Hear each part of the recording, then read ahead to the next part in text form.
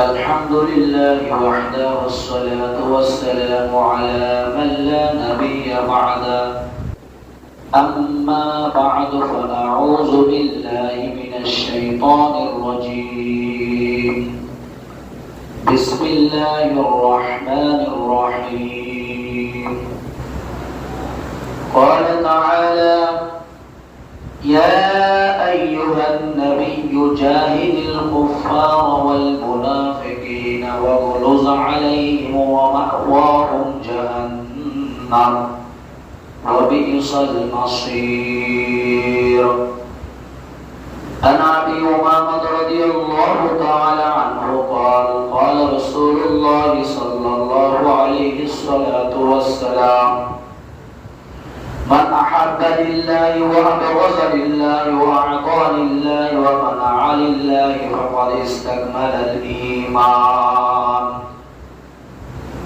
وقال الشاعر أنا من باشم के रोज़े संग बानी बिश्तेमान أنا من باشم के रोज़े संग बानी बिश्तेमान आनमा आमनम कंदर मियाने खाके ओखुन बनी शेरे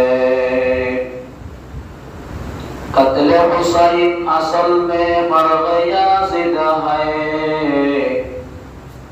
कत्ले हुसैन असल में मर गया जिद है इस्लाम जिंदा होता है हर करबला की बात है وقال تعالى إن الله وملائكته يصلون على النبي يا أيها الذين آمنوا صلوا عليه وسلموا تسليما জবান খুলে সব মুহাব্বতের সাথে বলি আল্লাহুম্মা সাল্লি আলা সাইয়্যিদিনা ওয়া নাবিয়্যিনা ওয়া শাফি'িনা ওয়া হাবিবানা ওয়া মাওলানা মুহাম্মদ সাল্লাল্লাহু আলাইহি ওয়া আলা আলিহি ওয়া আসহাবিহি ওয়া বারাকা ওয়া সাল্লাম আল্লাহুম্মা সাল্লি আলা সাইয়্যিদিনা ওয়া নাবিয়্যিনা ওয়া শাফি'িনা وحبيبنا ومولانا محمد صلى الله عليه وعلى آله وأصحابه وبارك وسلم اللهم صل على سيدنا ونبينا وشفيعنا وحبيبنا ومولانا محمد صلى الله عليه وعلى آله وأصحابه وبارك وسلم আলহামদুলিল্লাহ সম্মানিত জুমাতের আগত সম্মানিত মুসল্লিয়ানে کرام আল্লাহ পাকের আশিকিন জাকিরিন খাস মুহিব্বিন বান্দাগণ জনাবে মুহাম্মদ রাসূলুল্লাহ সাল্লাল্লাহু আলাইহি সাল্লাতু ওয়াস সালামের সম্মানিত উম্মতগণ মাওলাই কারীমের দরবারে শুকরিয়া আদায় করি যে মাওলাই কারীম দয়া করে মায়া করে ভালোবেসে ফিতনা ফাসাদের জামানার মধ্যে আল্লাহ তাআলা আমাদেরকে আগে ভাগে এসে জুমার নামাজের মসজিদে এসে সাধ্য অনুযায়ী নফল সুন্নাত পড়ে কিছু কথা বলা ও শোনার জন্য তৌফিক দান করলেন শুকরিয়া আদায় করি বলি আলহামদুলিল্লাহ লক্ষ কোটি দুরূদ ও সালাম বর্ষিত হোক আকায়ে নামদার তাজদার মদিনা দোজাহানের সরদার সাইয়্যিদুল আম্বিয়া সাইয়্যিদুল মুরসালিন রাহমাতুল লিল আলামিন শাফিউল মুজনাবিন জনাবে মুহাম্মদ রাসূলুল্লাহ সবাই বলি সাল্লাল্লাহু আলাইহি সাল্লাতু ওয়াস সালামের উপর আলহামদুলিল্লাহ আল্লাহ তাআলা জুমার দিনে আল্লাহ তাআলা রব্বুল আলামিন আমাদেরকে জুমার দিন খুশির দিন জুমার দিন আনন্দের দিন জুমার দিন ঈদের দিন জুমার অনেক ফজিলত আছে অনেক মর্তবা আছে জুমার দিনের ব্যাপারে হাদিসের মধ্যে আসছে নবী আলাইহিস সালাতু ওয়াস সালাম বলেন যে ব্যক্তি জুমার দিন সর্বপ্রথম মসজিদের মধ্যে ঢুকবে আওয়ালুস সাফ সর্বপ্রথম মসজিদের মধ্যে ঢুকবে এবং প্রথম কাতারে এসে বসবে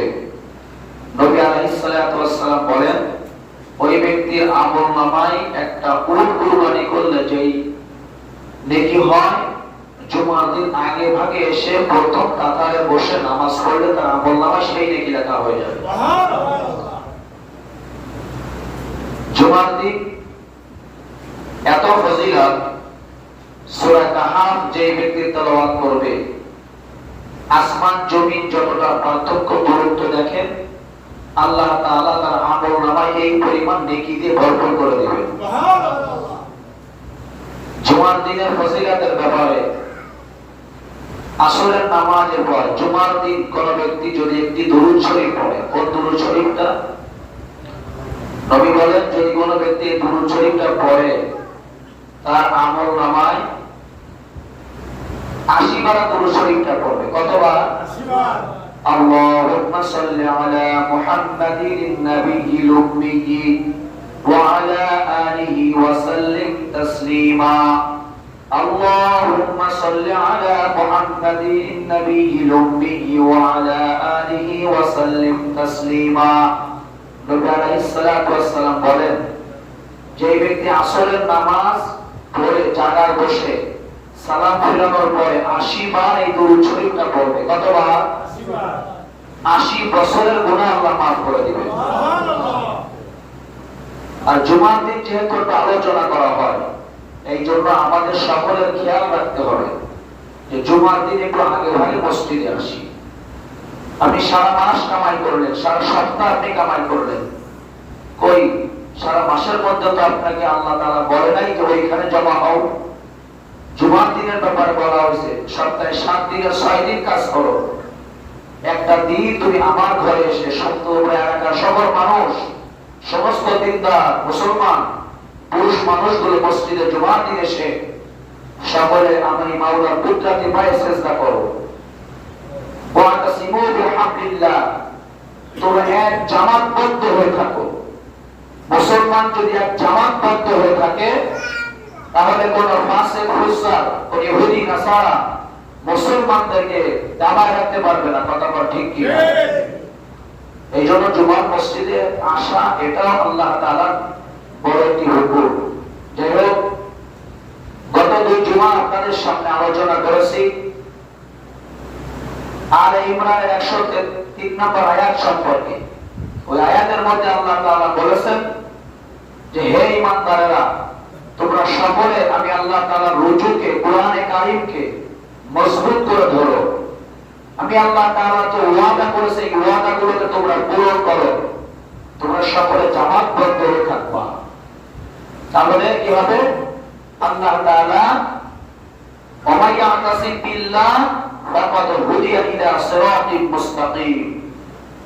আল্লাহ বলেন, তোমরা এই 3 গুণ যদি অর্জন করতে পারো, আমি আল্লাহ তাআলা তোমাদেরকে ইহদিনাস সিরাতাল মুস্তাকিমের পথ দেখাই দিব। আর ইহদিনাস সিরাতাল মুস্তাকিমের পথ দেখাই দিলে একেবারে সোজা জান্নাতের মধ্যে চলে যাবে। কথাটা ঠিক কি না? তো জামাতবদ্ধ হয়ে কি করব? জামাতবদ্ধ হয়ে ইসলামী হুকুমত কায়েম করার চেষ্টা করব। কি চেষ্টা করব? ইসলামী হুকুমত কায়েম করার চেষ্টা করব। ইসলামী হুকুমত কায়েম করার জন্য আল্লাহ তাআলা আদেশ করেছেন, আল্লাহ তাআলাই আমাদের হুকুম করেছেন। আজকে আপনাদের সামনে একটা বিষয় আলোচনা করব। আজকে আলোচনার বিষয় হলো ইসলামী আন্দোলন ফরজ। ইসলামী আন্দোলন কি ভাই? ফরজ। সবাই বলতে হবে, ইসলামী আন্দোলন কি? ফরজ। ইসলামী আন্দোলন করা ফরজ। পূর্ণ ঈমানদার হওয়ার জন্য ইসলামী আন্দোলন করব। ইসলামী আন্দোলন কেন করব? পূর্ণাঙ্গ ঈমানদার হওয়ার জন্য ইসলামী আন্দোলন করব। কথা বলেন, পূর্ণাঙ্গ ঈমানদার হওয়ার জন্য ইসলামী আন্দোলন করব। আর ইসলামী আন্দোলন করা ফরজ। ইসলামী আন্দোলন করা কি ভাই? ফরজ। কে বলেছেন? আল্লাহ তাআলা বলেছেন। কে বলেছেন বলেন? আল্লাহ তাআলা বলেছেন। আল্লাহ তাআলা সূরা তাওবার 73 নম্বর আয়াতে আল্লাহ তাআলা বলেন, ইয়া আইয়ুহান নাবিয়্যু জাহিদিল কুফারা ওয়াল মুনাফিকিনা ওয়াগলুজ আলাইহিম ওয়া মাওয়াহুম জাহান্নাম ওয়া বিইসাল মাসীর। আল্লাহ তাআলা এই আয়াতের মধ্যে বলতেছেন, হে নবী, ইয়া আইয়ুহান নাবিয়্যু, ইয়া মুহাম্মদ, হে মুহাম্মদ, তুমি কি করো? জাহিদিল কুফার, তুমি কাফেরদের সঙ্গে যুদ্ধ জিহাদ করো। ওয়াল মুনাফিকিন, এবং মুনাফিকের সাথে তুমি যুদ্ধ জিহাদ করো। আল্লাহ তাআলা কাকে জিহাদ করতে বলেছেন? কথা বলেন। নবীকে। কাকে? নবীকে। আল্লাহ কাকে জিহাদ করতে বলেছেন? নবীকে। কাদের সঙ্গে? কাফেরের সঙ্গে, মুনাফিকের সঙ্গে। কাফেরের সঙ্গে, মুনাফিকের সঙ্গে। কথা বলতে হবে। কাফেরের সঙ্গে, মুনাফিকের সঙ্গে জিহাদ করতে বলেছেন। কাকে? আল্লাহর নবীকে। কাকে? আল্লাহর নবীকে। ইয়া আইয়ুহান নাবিয়্যু, হে নবী, ইয়া মুহাম্মদ, হে মুহাম্মদ, তুমি কি করো? জাহিদিল কুফার, তুমি কাফেরদের সঙ্গে যুদ্ধ জিহাদ করো। ওয়াল মুনাফিকিনা, এবং মুনাফিক যারা, তাদের সঙ্গে তুমি যুদ্ধ জিহাদ করো। ওয়াগলুজ আলাইহিম, আর তাদের সঙ্গে তুমি শক্ত ভাষায় কথা বলবা। তাদের সাথে? কাফেরের সঙ্গে। নবীকে কে বলতেছেন? আল্লাহ বলতেছেন, হে নবী, আপনি কাফেরের সঙ্গে জিহাদ করেন, মুনাফিকের সঙ্গে জিহাদ করেন, তাদের সাথে কঠোর ভাষায় কথা বলবেন। ওয়া মাওয়াহুম জাহান্নাম, কাফেরদের জন্য, মুনাফিকের জন্য রয়েছে জাহান্নাম। বি'সাল মাসীর, সেটা কতই না খারাপ জায়গা। এখানে একটা বিষয় বোঝার প্রয়োজন, সেটা হলো আল্লাহ নবীকে বলেছেন কাফেরদের সঙ্গে জিহাদ করার জন্য, যুদ্ধ করার জন্য। এটা তো স্পষ্ট। কাফের কারা?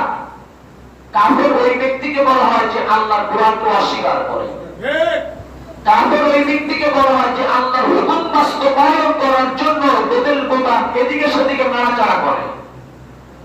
কাফের ওই ব্যক্তিকে বলা হয় যে ব্যক্তি মূর্তি পূজা করে। কাফের ওই ব্যক্তিকে বলা হয় যে ব্যক্তি সাতমাতাকে পূজা করে। কাফের ওই ব্যক্তিকে বলা হয় যে আল্লাহর কুরআনকে অস্বীকার করে।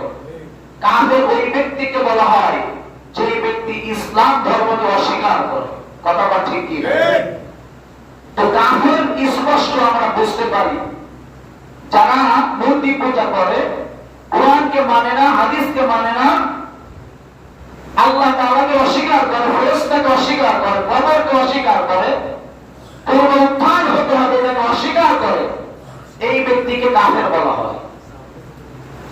কিন্তু সাথে সাথে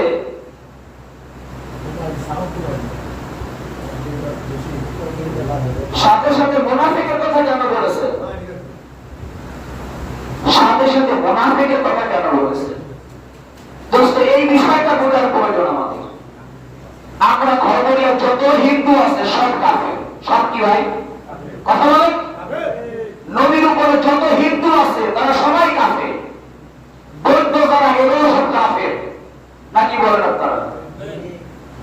খ্রিস্টানরা, এরা আহলে কিতাব, এরা আমার নবীকে মানে না, বিকারে পূর্ণাঙ্গ ঈমানদার না, এরা নবীকে অস্বীকার করে। আমরা স্পষ্ট বুঝতে পারলাম, যারা মূর্তি পূজা করে, অগ্নি পূজা করে, আল্লাহকে অস্বীকার করে, ফেরেশতাকে অস্বীকার করে, এরা হলো স্পষ্ট কাফের। এই কাফেরদের সঙ্গে আল্লাহর নবীকে জিহাদ করতে বলেছেন আল্লাহ। ঠিক আছে, কাফেরদের সঙ্গে জিহাদ করবে, কিন্তু মুনাফিকদের সঙ্গে জিহাদ করার জন্য কেন নবীকে হুকুম করেছে? এটা একটু বোঝার প্রয়োজন আছে কিনা? কথা বলেন। অবশ্যই আছে। উস্তাদ, কাফের এত বড় উস্তাদ, এত বড় খারাপ জিনিস, এই মুনাফিক এত বড় খতরনাক জিনিস। এক বাড়ির মধ্যে একটা মুনাফিক থাকলেই যথেষ্ট, এক মসজিদের মধ্যে একটা মুনাফিক মুসল্লি থাকলেই যথেষ্ট, কয়েকটা মুনাফিক এক ইউনিয়নের মধ্যে থাকলেই যথেষ্ট, একটা সংগঠনের মধ্যে কয়েকজন মুনাফিক থাকলেই যথেষ্ট। বেশি মুনাফিকের প্রয়োজন হয় না। কথা ঠিক কিনা? আল্লাহ তাআলা এখানে বলতেছেন, আয়াতের তাফসীরের মধ্যে লিখেছেন, তাফসীরের মধ্যে কয়েকটা তাফসীরে নববী, তাফসীরে তাবারী, দুরুল মানসুর, তাফসীরে ইমাম শাফিঈ রাহমাতুল্লাহ আলাইহি একটা তাফসীর আছে। এই পাঁচটা তাফসীরের মধ্যে এই সারসংক্ষেপ কথাগুলো লিখেছেন। কি লিখেছেন? ইয়া আইয়ুহান নাবিয়্যু জাহিদিল কুফারা বিস বিসাইফি ওয়াল কিতাল। আল্লাহ তাআলা নবীকে বলতেছেন, হে নবী, আপনি কাফেরের সঙ্গে যুদ্ধ করেন তলোয়ারের দ্বারা। কাফেরের সঙ্গে কিসের দ্বারা ভাই? কথা বলতে হবে। কাফেরের সঙ্গে যুদ্ধ করবে তলোয়ারের দ্বারা। ওয়াল কিতাল, তুমি তাকে মারবে, সে তোমাকে মারবে, সে তোমাকে শহীদ করবে, তুমি কাফেরকে হত্যা করে ফেলবা। এই হুকুম কে করেছেন? আল্লাহ করেছেন। ওয়াল মুনাফিকিনা, মুনাফিকের সঙ্গে জিহাদ কেমন করবেন আপনি? ওয়াহতালাহু ফি সিফাতিল জিহাদিল মুনাফিকিন, মুনাফিকদের সঙ্গে আপনি কেমন ভাবে জিহাদ করবেন, কিভাবে মুনাফিকের সঙ্গে জিহাদ করবেন? আর ইবনে মাসউদ, ইবনে মাসউদ রাদিয়াল্লাহু তাআলা আনহু বলেন, মুনাফিকের সঙ্গে বিয়াদিহি, হাতের দ্বারা সঙ্গে তুমি কি করবা? জিহাদ করবা। ফা ইল্লাম ইস্তাতি' বিলিসানিহি, মুনাফিক যে, এই মুনাফিকের সঙ্গে তোমার হাতে শক্তি আছে, এই শক্তি দিয়ে নাকের পরে ঘুষি মেরে তুমি সেই মুনাফিকের সঙ্গে জিহাদ করবা। ফা ইল্লাম ইস্তাতি', যদি তোমার হাতের দ্বারা শক্তি প্রয়োগ করার ক্ষমতা না থাকে, ফা বিলিসানিহি, তার সঙ্গে তুমি যুদ্ধ জিহাদ করো জবানের দ্বারা। নবী বলেন, ওয়া ইল্লাম ইস্তাতি' ফা বিকলবিহি, যদি তোমার জবানের দ্বারা তুমি তাকে বলতে না পারো, তাহলে তোমার কলবের দ্বারা, অন্তরের দ্বারা তাকে তুমি ঘৃণা করো। এখন জিহাদের শব্দটা তোমাদের বোঝার দরকার, জিহাদ কাকে বলা হয়? জিহাদ জুহুদুর শব্দটা, আর মুজাহিদু, মুজাহাদা শব্দ থেকে জুহুদুর শব্দটা, জুহুদুর থেকে মুজাহাদা, এই শাব্দিক অর্থ, জিহাদ শব্দের শাব্দিক অর্থ চেষ্টা, প্রচেষ্টা করা। কি করা ভাই? এর কথায় কথার উত্তর দিবেন।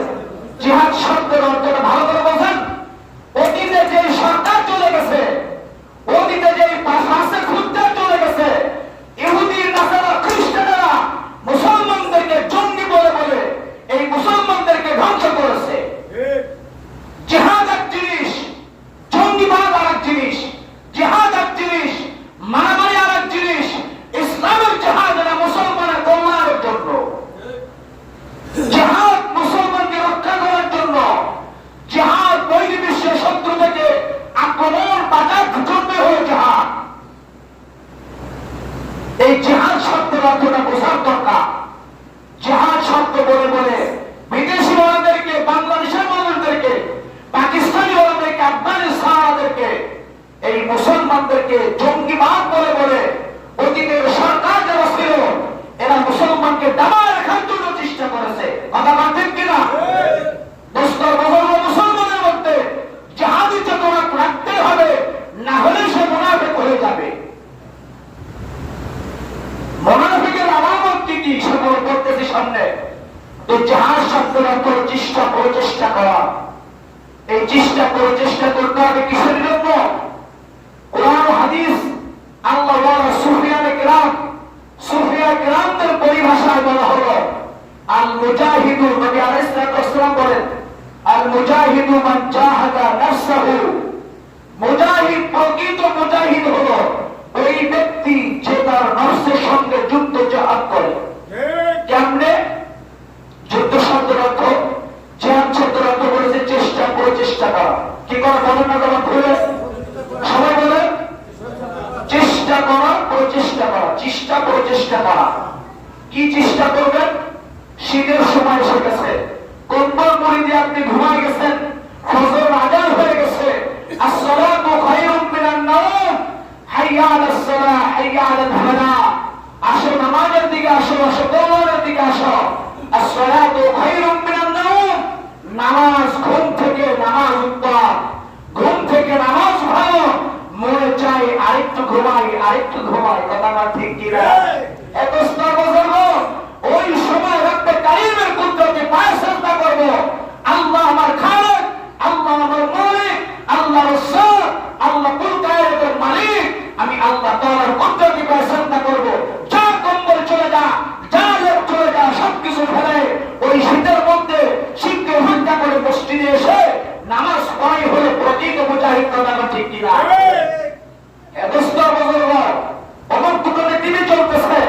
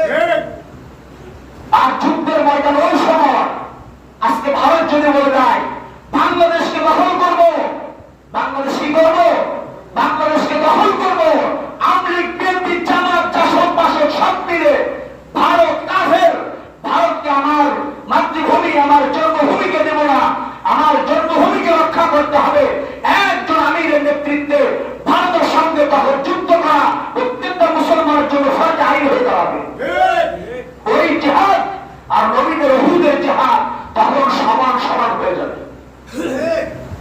ওই জিহাদের কথা বলেছেন বিভিন্ন জায়গা। এই জন্য দোস্তর বুজুর্গ জিহাদ বুঝতে হবে। জিহাদ ওই সময় যখন নাকি বহির্বিশ্ব থেকে চাপ আসবে, যেমন চলতেছে ফিলিস্তিন আর ইসরায়েলেরা। ওইখানে ইসরায়েলের সঙ্গে ফিলিস্তিনের সমস্ত মানুষের জন্য জিহাদ করা ফরজ আইন হয়ে গেছে বাইতুল মুকাদ্দাস রক্ষা করার জন্য। তো ঠিক ওইরকম পরিবেশ যখন হবে তখন আমরা যুদ্ধ জিহাদ করবো। রাজি আছি কি ইনশাআল্লাহ? আমার মনের মধ্যে, আপনার মনের মধ্যে যদি জিহাদ করার মন মানসিকতা না থাকে তাহলে আমি পূর্ণাঙ্গ ঈমানদার হতে পারবো না। এই জন্য এই হাদিসটা মনে রাখতে হবে। আর মুজাহিদু মান জাহাদা নাফসাহু, তিরমিজি শরীফের 1546 নম্বর হাদিস। দোস্ত, হাদিসের মধ্যে আল্লাহ নবী ফরমান, আল্লাহ নবী বলেছেন প্রকৃত মুজাহিদ হলো ওই ব্যক্তি যে ব্যক্তি তার আত্মার সঙ্গে নিজের নফসের সঙ্গে যুদ্ধ জিহাদ করে 5 ওয়াক্ত নামাজ আদায় করবে। ও প্রকৃত মুজাহিদ ওই ব্যক্তি, ওই যুবক যেই যুবক হাইয়া আলাস সালাহ হাইয়া আলাল ফালাহ বলার পরে টিভির দোকান থেকে, ক্রিকেট খেলা থেকে, বল খেলা থেকে, হাডুডু খেলা থেকে, ফুটবল খেলা থেকে আল্লাহর ঘর মসজিদে এসে চলে আসবে। কথাটা ঠিক কিনা? এই ব্যক্তি, এই যুবক হলো প্রকৃত মুজাহিদ। এই জন্য দোস্ত বুজুর্গ, আমি আপনাদের সামনে বলতে চাইতেছিলাম যে আল্লাহ তাআলা ইসলামী আন্দোলন ফরজ করে দিয়েছেন। এই ইসলামী আন্দোলন সম্পর্কে যুদ্ধ জিহাদ ফরজ করে দিয়েছেন আল্লাহ। আল্লাহ তাআলা কাফেরদের সঙ্গে নবীকে যুদ্ধ জিহাদ করেন, এই স্পষ্ট বক্তব্য। এইখানে আজকে ওই বিষয় নাই। আমি আপনাদের সামনে বোঝাতে চাইতেছি মুসলমানের সঙ্গে আল্লাহর নবীকে আল্লাহ তাআলা মুনাফিকের সঙ্গে যুদ্ধ জিহাদ করার জন্য হুকুম করেছেন। কেন করেছেন? তার কারণ হলো নবী মুহাম্মদ রাসূলুল্লাহ, সবাই বলি সাল্লাল্লাহু আলাইহি সাল্লাতু ওয়াস সালাম। আপনারাই বলেন তো, আবু জাহেল যেই পরিমাণ কষ্ট দিয়েছে, তার থেকে একজন মুনাফিক মুসল্লি নবীকে কষ্ট কম দিয়েছে না বেশি দিয়েছে? কথা বোঝেন নাই মনে হয়? হ্যাঁ দোস্ত, আবু জাহেল যতটা ক্ষতি নবীকে না করেছে, একজন নামাজীওয়ালা, একজন মুনাফিক মুসল্লি নবীকে তার থেকে বেশি ক্ষতি করেছে। এটা বুঝতে হবে। একজন টুপিওয়ালা, দাড়িওয়ালা, একজন যাকাত দেওয়ালা, রোজা পালনকারী ব্যক্তি, নামাজি ব্যক্তি মুনাফিক হতে পারে কিনা? কথা বলেন। মুনাফিক কাকে বলা হয়? মুনাফিক তো আপনার বুঝতে হবে। মুনাফিক সম্পর্কে নবী আলাইহিস সালাতু ওয়াস সালাম বলেন, আয়াতুল মুনাফিকি সালাসাতুন যাদা মুসলিমুন ওয়া ইন সামা ওয়া সাল্লা ওয়া জামা আন্নাহু মুসলিমুন। মুনাফিকের আলামত তিনটা। এই ব্যক্তি কি করবে? মুনাফিকের আলামত হলো তিনটা। ওয়া ইন সামা, সে নামাজও পড়ে, ওয়া সাল্লা, সামা সে রোজা রাখে, ওয়া সাল্লা সে নামাজও পড়ে, জামা আন্নাহু মুসলিমুন। এরপর সে কি করে? সুম্মা ইত্তাফাকা ইযা হাদাসা কাযাবা ওয়া ইযা ওয়া'দা আখলাফা ওয়া ইযা উমিনা খানা। দেখেন, ওই ব্যক্তি নামাজ পড়তেছে, রোজাও রাখতেছে, আর নিজেকে নিজে খুব মুসলমান দাবি করতেছে, কিন্তু উস্তাদ কি করে মাঝে মাঝে? তিন হাদিস, এই হাদিসের মধ্যে তিনটা আলামত দেখেন কার কার মধ্যে আছে। ইযা হাদাসা কাযাবা, যখন সে কথা বলে মিথ্যা কথা বলে। যখন সে কথা বলবে কি বলবে ভাই? কথা বলতে হবে। যে কথা বলবে সে কি বলবে? মিথ্যা কথা বলে। বুঝতে হবে এই ব্যক্তি মুনাফিক। নামাজ পড়লেও মুনাফিক, হজ করলেও মুনাফিক, যাকাত দিলেও মুনাফিক। কথা বল ঠিক? নাম্বার 2, ওয়া ইযা ওয়া'দা আখলাফা, সে ওয়াদা করলে ওয়াদা ভঙ্গ করে ফেলবে। ওয়াদা করলো তো শিক্ষক কি হলো? ওয়াদা করলো সে ভঙ্গ করলো। 2 নম্বর মুনাফিকের আলামত। 3 নম্বর, ওয়া ইযা উতুমিনা খানা, ওয়া ইযা ওয়া'দা আখলাফা, সে ওয়াদা করলো, ওয়াদা ভঙ্গ করলো। ওয়া ইযা উতুমিনা খানা, সে তার কাছে আমানত রাখা হলো। কি রাখা হলো? কথা বলেন না, সবাই বলেন না। কি রাখা হলো? আমানত রাখা হলো। সে আমানতে খেয়ানত করলো। তাহলে মুনাফিকের আলামত কয়টা বললাম? 3টা। 1 নাম্বার, ভালো করে বোঝেন, সে কথাবার্তা বলবে, কথাবার্তার মধ্যে মাঝে মাঝে মিথ্যা কথা বলে। নাম্বার 2, সে ওয়াদা করলো তো ওয়াদা ভঙ্গ করলো। নাম্বার 3, আমানত রাখা হলো তো সে আমানতের খেয়ানত করলো। এই 3টা গুণ যার মধ্যে আছে সেই ব্যক্তি মুনাফিক। ওয়া যাদা মুসলিমুন, অন্য হাদিসের কিতাবের মধ্যে আছে, মুসলিম শরীফের মধ্যে আছে, তো ওয়াইদা খাসামা ফাজারা। এই তিনটার সঙ্গে আরেকটা হলো ওই ব্যক্তি কথাবার্তা বলবে তো ফাহিশা কথা, গালিগালাজ করবে। কি করবে? কথা কয়তে বলা। এ ভাই বলেন না কি করবে? 4 নম্বর কি বললাম? যে কথাবার্তা বলবে তো ফাহিশা কথা বলবে, গালিগালাজ করবে। বুঝতে হবে ওই ব্যক্তিও কি? ওই ব্যক্তিও কি ভাই? ওই ব্যক্তিও মুনাফিক। মুনাফিকের আরেকটু ব্যাখ্যা এমন ভাবে লিখছেন, আল্লাযী লা ইউতাবিকু যাহিরুহু বাতিনাহু, সে অন্তরের মধ্যে তার কপটতা, অন্তরের মধ্যে একটা লালন পালন করতেছে, জবান থেকে অন্য কথা বলতেছে। দোস্ত, সহজ উদাহরণ দিলে একটু বুঝবেন মনে হয়। দেখেন তো, এই যে 5 তারিখে স্বাধীনতা অর্জন করার আগে সব আমলি ছিল। আমি একাই মনে হয় সব কি ছিল? সব কি ছিল? 5 তারিখের আগে সব কি ছিল? আমলি ছিল। যেদিন 5 তারিখ চলে গেল সেদিন সব কি হয়ে গেল? কথা বলে না। আপনাদের সম্পর্কে একটা কথা আছে, আপনাদের সম্পর্কে আল্লাহর নবী সাল্লাল্লাহু আলাইহি ওয়াসাল্লাম বলেন, ইয়া আইয়ুহান নাবিয়্যু জাহিদিল কুফার ওয়াল মুনাফিকিন। মুনাফিকদের সঙ্গে আল্লাহর নবীকে যুদ্ধ আপনি করতে বলেন নাই। নবী আলাইহিস সালাম বলেন, ওয়ান ইবনে উমর ক্বালা ক্বালা রাসূলুল্লাহ সাল্লাল্লাহু আলাইহি ওয়াসাল্লাম, মাসালুল মুনাফিকি কাশাতিল আইরাতি বাইনাল গানামাইন তা'iরু ইলা হাযিহি মাররাতান ওয়া ইলা হাযিহি মাররাতান। আল্লাহর নবী বলেন, মুনাফিকের উদাহরণ হলো ফাঁকা ছাগলের মতো। কার মতো? কথা বলেন, কার মতো?